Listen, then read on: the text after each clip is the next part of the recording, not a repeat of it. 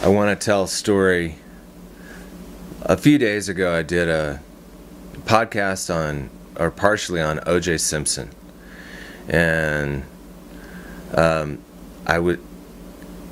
just kind of want to follow up with my own story, my own gory story, that unbelievable that it happened to me. You know, because I was thinking about that whole bloody scene at Nicole's house with Ron Goldman and how intense the whole thing was. And I started thinking, I started remembering that I have my own story. So here's what happened. I was in Cuernavaca, Mexico in I think it was the summer of 1978. I'm pretty sure I was 13 years old. I might have been 14, but it might have been the summer of 79. But I was there studying Spanish at this place for bilingual multicultural studies with my two sisters. Twin sister and little sister, but we were all in the same grade. So we all went down to Cuernavaca with a group of, 20 or 25 students who were going into high school, so after middle school. But so just right about 14 years old. And you go down and they assign you to a Mexican household where you live with a Mexican family. That's the whole idea. So the family that I lived with, there were some troublemakers. I think one of them was 18 and one of them was 19 and we were 14. You know, like my sisters got assigned to households where there were no problems, but this was like party central. And I have several Mexico stories that I'm going to tell, but this is the most intense one because it's OJ. So there was a girl who was turning 18. Her name was Rosalba. This was the Familia de Barba Brito. Barba Brito. I'm trying to remember what that means. It means like rough beard or something like that.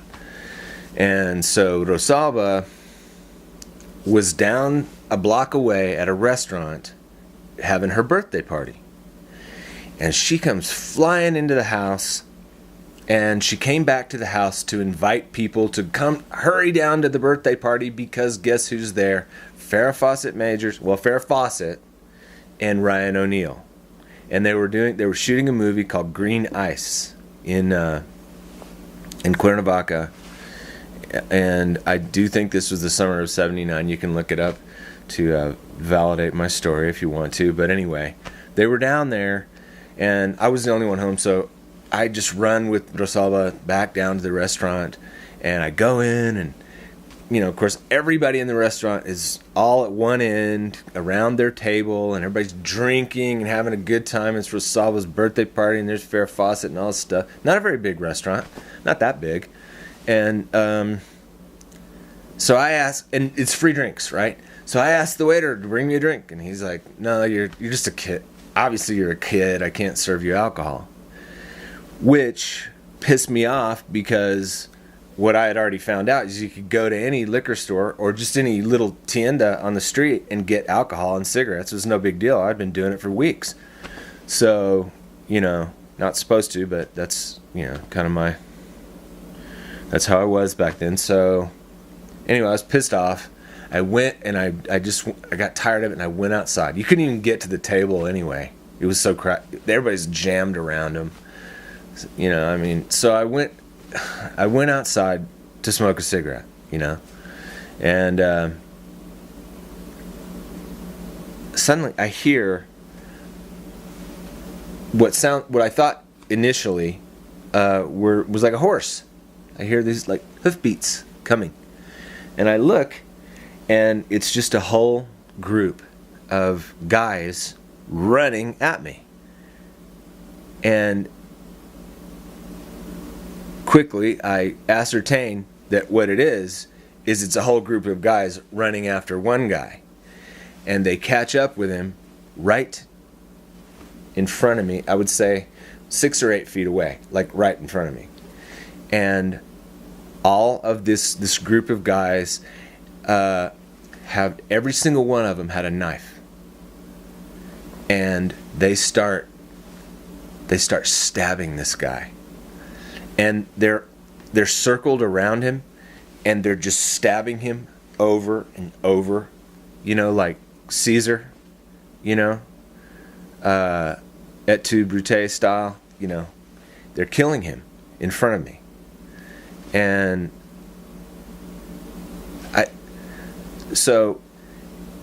and it was like they were doing it for, what seemed like an eternity right in front of me. And then they just were gone. They just ran off. And the guy, they had all been encircled around him, so he didn't fall. But as soon they took off, and then he's just kind of standing there for a second, and he falls. And he's looking right at me. And so what was going through my head was, what did this guy do to deserve this? I mean, to have, 10 or 11 guys. Somehow I remember that it was 10 or 11. I don't know if I just started counting heads because I knew I was going to talk to the cops, or I don't know what happened. But I remember that it was at least 10 guys. So he's staring into my eyes. And I'm still sitting here like an asshole just smoking this cigarette, I'm 14. So ultimately I know he's, and the blood is like spurting inside his clothing, and doing the whole seeping, and just tons of blood too. And they stabbed him in the legs and everything. And so I get down. I just kind of abandoned the cigarette. I even thought about giving him a last drag on a cigarette. That's what your head does during these type of things. But I went over and I just put my hand on him. He was staring into my eyes. And that thing that they say about the light of the soul leaving, and in the very instant that it happens. And so I'm looking into his eyes, and I see the light of his life go. And he was dead. And I sit there for a couple of minutes with him, and I'm just kind of looking at everything. And I'm still feeling like I got to kind of take care of him until something else happens, because I was the only one who saw it, apparently. And literally no one was coming. I was looking around, no help is coming, nothing. Eventually, and maybe it's only minutes, because it seems like those, when you're a witness to those kind of things, reality distorts, especially when a spirit leaves a body. I don't know if I've only been around for a couple of people dying, but when a spirit leaves a body, you can feel it, or I can. So a cop runs up and tells me in no uncertain terms, leave. You leave right now, and don't you say a word to anybody. Because I was trying to tell him, I saw the whole thing, and it was 10 guys, and they killed him, and I can tell the story or whatever. And he's like, no, you're not going to tell anything to anybody. You leave right now. And he seemed really angry. The cop seemed really pissed off. From the second he got there, it was like he was on a mission to get me out of there. More than anything else, he's just like, it was his job to get rid of me. I don't know what happened. I don't know if he was part of it. I don't know. But that's what happened. And, it was just so weird because, the door to the restaurant's right there. And 20 feet that way is Farah Fawcett. And this thing that happened overshadowed the Farah Fawcett. Overshadowed Farah Fawcett. I'm 13 years old. Can you imagine in 1979 anything overshadowing Farah Fawcett? Well, this did. And I remember I had the strangest feeling, like kind of a letdown about not really being able to really kind of party with Farah Fawcett and Ryan O'Neal. So that was like the first thing that when I was out there, I was already feeling kind of depressed about it. And then this thing that happened, it took on a really personal quality because the guy had looked into my eyes as he died. It's never left me. So that would have been 34 years ago or something like that. And the feeling and the quality of having a person reach out to you on a soul level through their eyes as their last act, it had a total impact on my psyche and my memory and my life in some way. So that's my OJ Farah Fawcett, Caesar story. I'm going to take a break and I'll be right back with another story about Mexico. I have a lot of them. Be right back. So I'll tell just a few more Mexico stories since I have a few. I don't have a whole bunch, but I have a few. On the same trip, that summer of '79, when I was going down to when I was down in Cuernavaca, this guy, his name was Alfredo de Barba Brito. I lived with La Familia Barba Brito, okay? And Alfredo was 19, I think. And, well, all right, let me tell you what happened first. I'm going to tell, okay, so I walk out of the house. I was staying with this family. My sisters were staying in some other houses, and people from my middle school were all over Cuernavaca. So I walk out, and just within eyesight, there are these guys with a card table set up, and they're playing cards, and they're drinking tequila. So, and they say, "Come on over here, sit down and play." And I had never played cards. I'm not a card shark. I'm not a still to this day I really don't gamble or anything. But I sat down, and mainly I was interested in the tequila, frankly. And so we start playing, and we're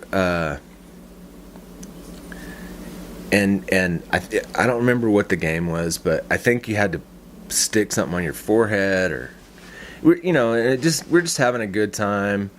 And pretty soon I'm drunk because I was a kid, and I decided to get up and leave.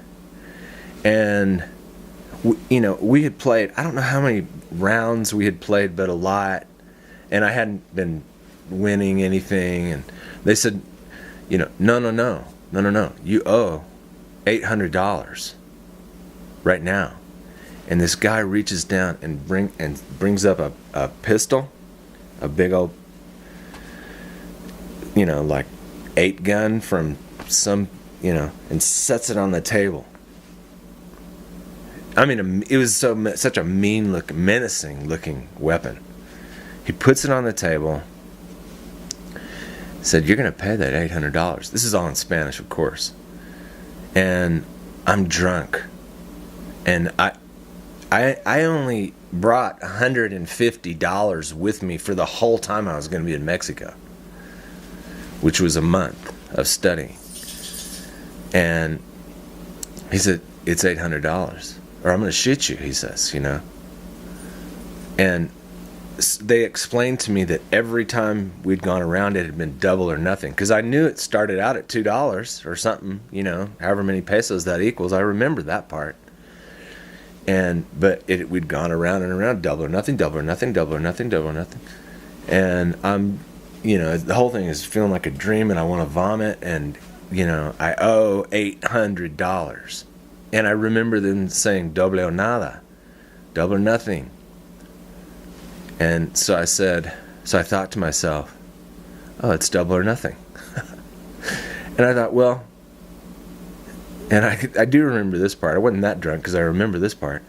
I thought, well, they're already going to shoot me. And I was pretty sure they were. This guy was mean. He was the real thing, you know, you can tell. And so I was like, well, and obviously you've already anticipated what I said was, let's do it again. You know, another hand. You know, doble a nada. That's what I said, doble a nada. So, you know, and of course by now, because I'm the American kid that they think is rich and all this bullshit, which I wasn't, but you know, it's pretty excited. Everybody's pretty excited by this point. And I think it was just me and the guy. Whoever wins this hand. And man, they laid down those cards.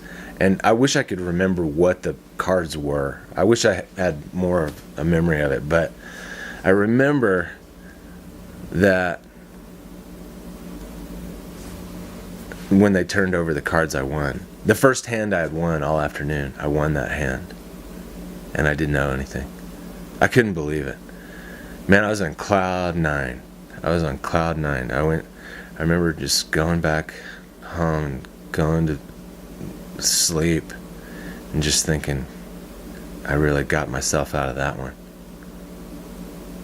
Another time much later in life, when I was in my 30s, or early 30s, probably about 32, I went to visit my sister, my twin sister, who was the dean of a university in a big city in Mexico, in central Mexico, called Querétaro.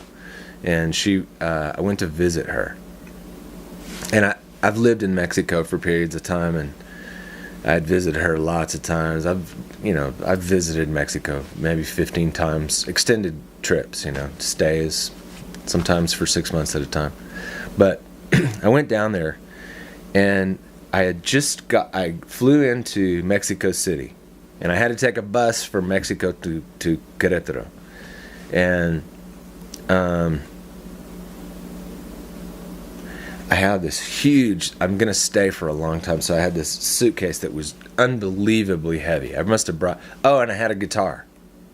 So, you know, I brought enough stuff to be there for a while. But this thing was so heavy, you know. And I thought about taking a taxi, and they kept quoting me unrealistic prices. And so I said, man, I'm just going to take the bus to Querétaro. So I go outside the airport in downtown Mexico City, or, you know, it's a busy part of Mexico City. Somebody tells me where the bus station is, and I gotta lug this goddamn thing all the way down to the bus station. And I got out, and there was a guy maybe 20 feet away over there, and he's making tacos. And he's got these two cleavers, and he's chopping up this meat like this. And it's, you know, it's kind of fun to watch, because the way he was making tacos so fast you couldn't believe it. And they looked great. I was really hungry. I remember that. And so all of a sudden, and he was a real big old guy. He obviously ate a lot of tacos, but he was real tall and big face and everything. And all of a sudden, he looks at me, and he does one of these, you know, looking at me, and he's got a line of people for tacos, and all of a sudden, he just leaves what he's doing and starts running after me with these cleavers. And I just couldn't believe it, but I also knew not to fuck around. Like, the look on his face told me everything I needed to know. And we're on this broad avenue. There's 3 lanes of traffic this way and 3 lanes that way. And I just said, I'm taking my chances with the traffic, Jack. And, you know, grabbed that big old suitcase. Of course, you gain, you know, your chemicals kick in. And, you know, I was a little stronger all of a sudden. I grabbed that goddamn suitcase and my guitar and head out into traffic. And I just didn't, at that point, I didn't even care if I got hit by a car because at least it wouldn't be those cleavers, you know. So I go out and I make the biggest stink out in the road, and I'm dancing around cars, and he's kind of trying to come for me, but I'm getting behind cars and weaving in and out, and he finally gave up on it, and I made it to the bus station, and I'm still alive. It was so weird, and I wonder what happened. Like, who did he? I had just gotten off a plane, so who did he think I was to do this? It must have been somebody who ripped him off for tacos, I guess. I don't know. All I know is he scared the shit out of me, and I ran. I'm going to take another break and tell a few more Mexico stories. It looks like this is ending up being Mexico Day. So, you know, I have a few more. I'll tell a few more stories and after we come back. So I'm going to tell this story. This story isn't a Mexico story. I'll end on a Mexico story.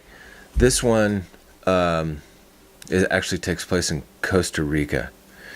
And I haven't really told this story to a lot of people because it's kind of fucked up. But it's a gloomy afternoon. You notice I turned some different lights on. It's kind of weird out right now. It's got that freaky feeling to it. So it's a good afternoon for it.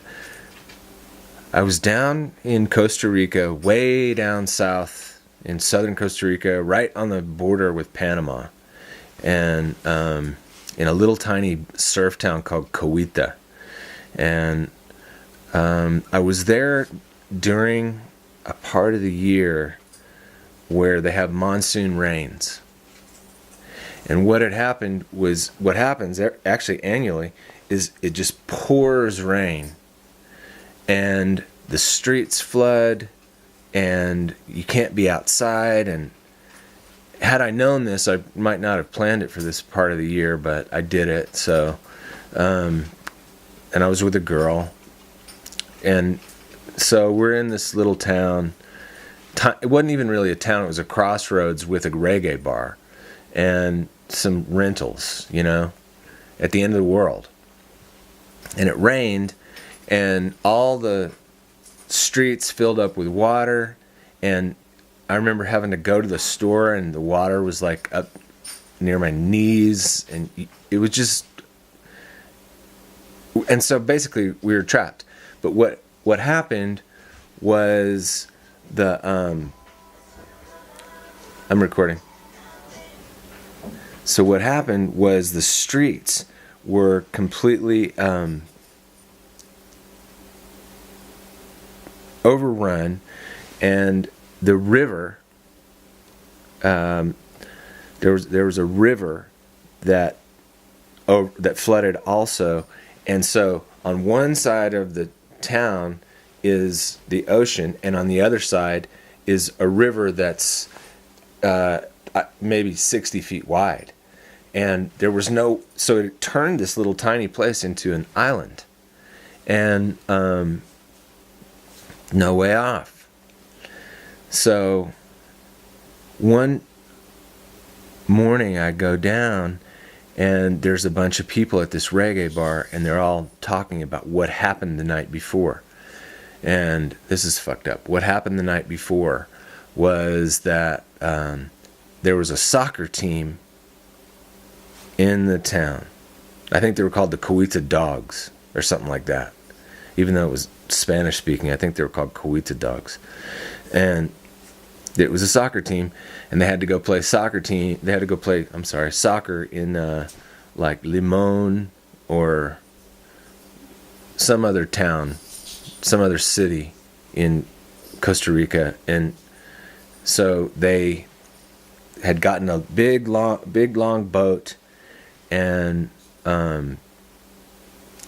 they'd gone over, and one guy took his family, his wife and his 5 kids with them, and they all went to Limon, and they played a soccer game. And they came back, at about midnight. And rather than stay in Limon, they decided to come back in that boat, back across that river. And this woman had 5 kids with her, 4 older kids and a baby. And what happened? This is terrible. The baby fell in the water.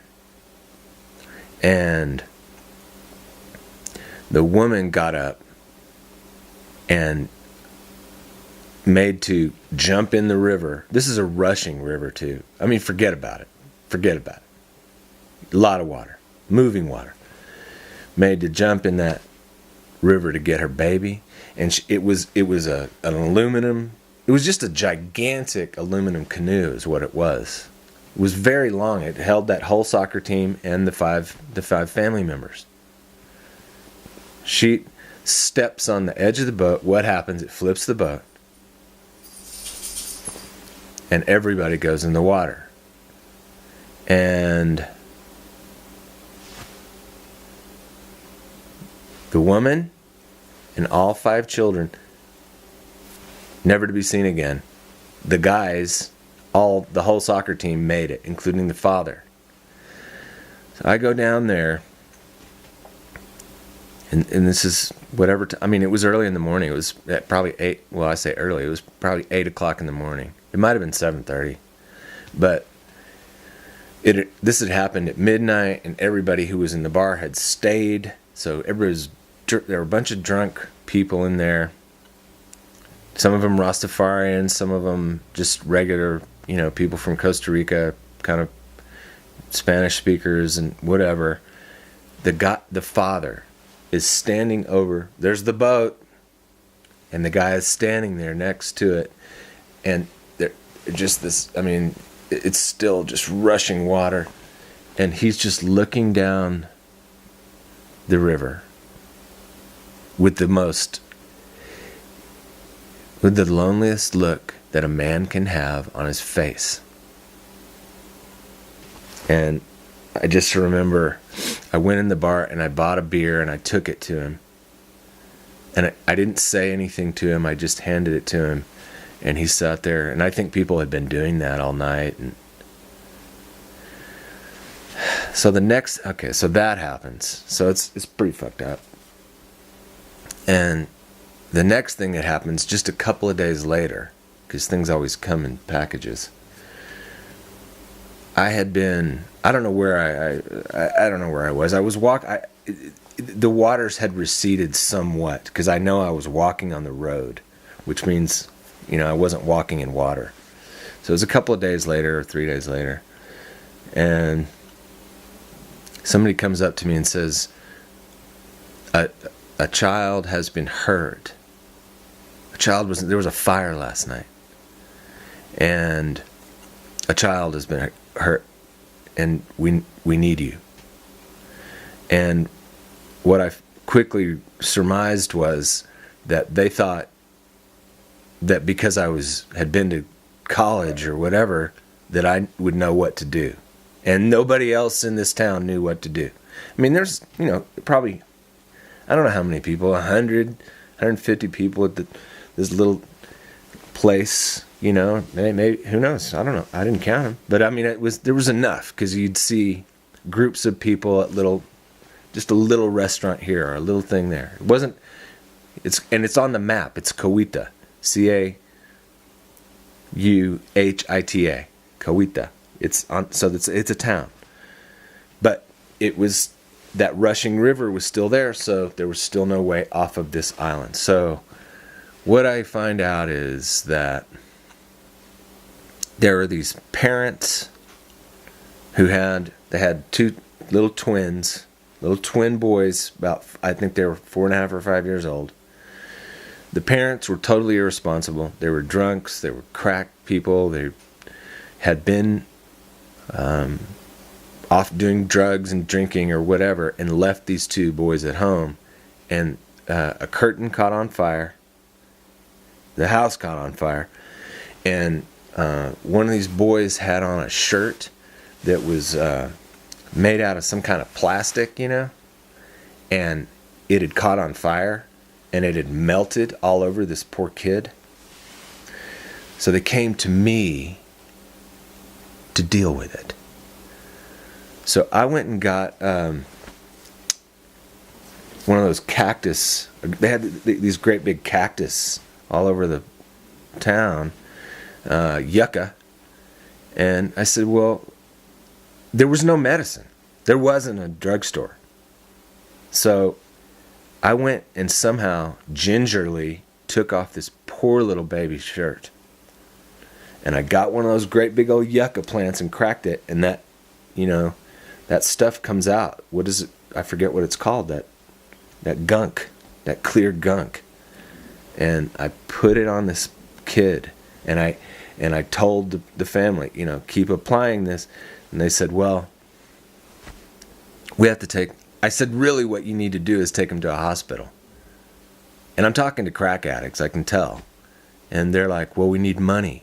Because even the aluminum boat, somebody was charging for that. And then they had to go to Lima or Limon and stay in a hotel. And these people were milking me for money. And I didn't know whether they... But I just gave them... I don't know. I gave them a bunch of money. And I never saw him again. I hated that whole experience. I cannot tell you, having been the most responsible person in this place, and I'm supposed to be the doctor, and all I know is put some of this gunk on him. But nobody else had thought to do that, and nobody else had treated the child. It had happened the night before, and nobody had done a goddamn thing for this kid. Man, this is this world. You get out of the United States, and things get real loose real fast. Careful.